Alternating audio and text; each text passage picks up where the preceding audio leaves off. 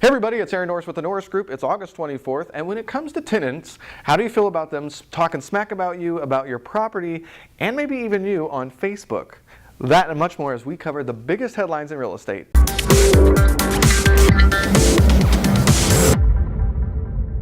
Up on the radio show and podcast this week, we have Dan Dunmoyer. He is with the California Building Industry Association. He is the CEO, and we talk about everything about, including the longest timeline I have ever heard for builders that are trying to get projects through the pipeline. I think you'll be shocked alone when you hear that number. Accessory dwelling units and how the building community feels about that, and upcoming regulation and legislation that builders are working on, trying to help solve the California affordability problem. Up with some headlines, the National Association of Realtors reported a 0.7% decrease in existing home sales last month. Serious mortgage delinquency rates decreased 25 basis points to 1.67%. How far we have come in the last 8 years.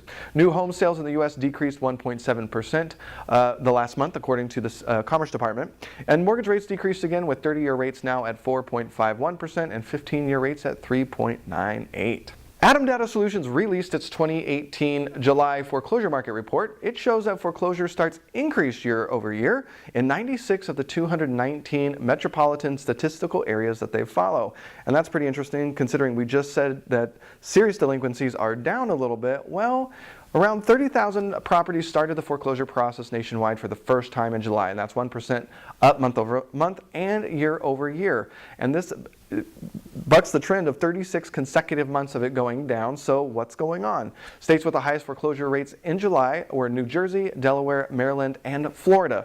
I called Adam Data, and they said Florida specifically was more concerned with some of the hurricane issues. Things are finally working through the process. So every state might be a little bit different, but we'll keep our eye on it. Yahoo Finance gave us some insight into the best and worst college towns. And as an investor, you're always looking at some creative ways to make some money. And student housing can be fun because it's sort of the shared housing model. You rent it by room, you can surround it with services like internet. Well, when looking at college towns, the average cost of a home is about $175,000, and monthly rent for a 3-bedroom is close to $1,900 at about $1,881. And the report says that they looked at the ROI for 147 towns, with Champaign, Illinois being the highest ROI at 14.2%, followed by Rochester, New York, New Haven, Connecticut, McAllen, Texas, and Providence, Rhode Island. California did not make the list. Actually, no Western Coast city made the list of top. The college towns with the lowest ROI was Scottsdale, Arizona, with a 1.92% return on investment, ouch, due to low rents. But Boston, Princeton, New York, and Seattle rounded the list of the bottom, and I can only imagine that's probably because of very high prices. Realtor.com shared this week that fewer Americans are uprooting themselves for a new job. But why? About 3.5 million people relocated for a new job last year, according to the U.S. Census Bureau, a 10% drop from 2015. The numbers have fluctuated between 2.8 and 4.5 million since the government started looking at this relocation number back in 1999. In the current strong economy, real estate values have rebounded, making it far more costly in some markets, especially with really great jobs. Sometimes that move does not make sense if they can't offer enough money to cover that new cost of living. So people are just deciding to stay put. Will that change? We are going to have to wait and see. Los Angeles is considering a pet-friendly requirement for affordable housing. I kid you not, I can't believe this is going on. We're having a hard enough time figuring out the affordable housing issue, so you're laying on something that can cause more issues, but let's dive into this. It means that a project funded by the city would have to allow pets.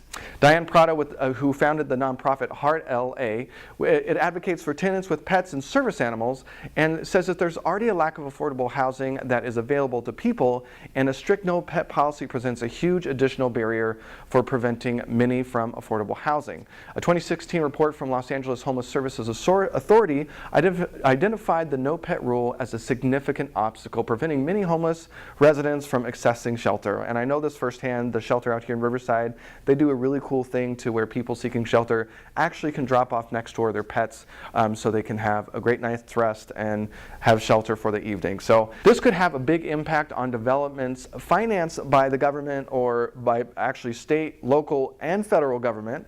A voter-approved plan that would build up to 10,000 units for homeless residents over the next 10 years was recently approved. So It's unclear what this is going to mean to that, but very interesting, and I don't know if this is going to spill over into regular rentals owned by people like me and you. Facebook has removed over 5,000 ad targeting options after being accused by HUD of allowing ad buyers the ability to discriminate against prospective renters and buyers based on their race, color, religion, sex, familial status, national origin, disability, and other factors. Facebook has announced since that they, in the near future, are going to require everyone to comply with the non-discrimination policy, and even has a certification that advertisers are going to have to take, and they'll be seeing HUD in court. Oh, but we're not done just yet. HousingWire shared that Facebook is poised to add millions of new real estate listings as they push more into the real estate space.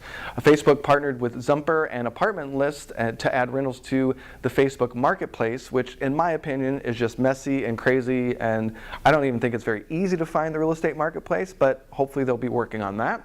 A little under a year later, Facebook now is working with Rental Beast, a software as a service rental listing platform that provides millions of rental listings. And exactly how many? Well, around 6 million. So they're about to go all in on the rental space, and Facebook might become a very interesting place for people to find rentals and referrals. So when it comes to word of mouth marketing, Facebook could really be the one to beat if they decided to roll this out.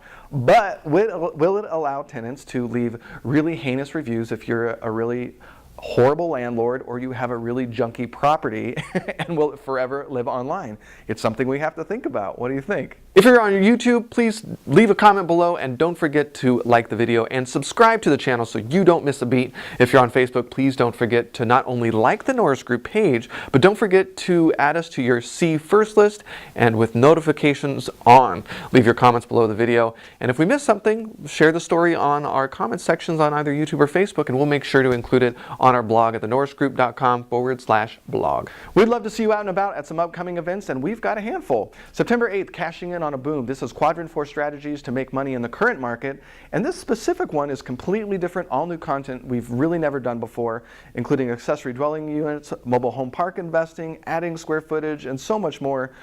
It's just been really interesting how a lot of the strategies we're covering actually have some crossover, and it even goes into politics and really California specific. So if you're interested in learning about any of these, it's not just us that's going to be teaching the course. We've actually brought in people who are actually doing these strategies, giving us feedback and real live on the market experience on what to and not do to make them profitable. That's on September 8th, and you'll want to sign up soon because we will sell out.